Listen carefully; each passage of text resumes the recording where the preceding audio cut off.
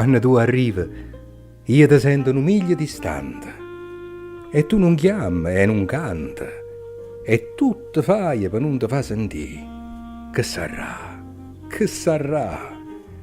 Quando è un momento io sento o passa, l'odore, o ciata, la voce e il sapore dei vasi che mi tarraia.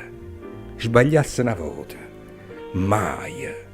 Poi, appena quando ti vedo a comparire innanzi alla porta, affannando, assai più bella che t'hai lasciata, io resto incantata, così, come se non t'avesse aspettata e non t'avesse sentita e venire.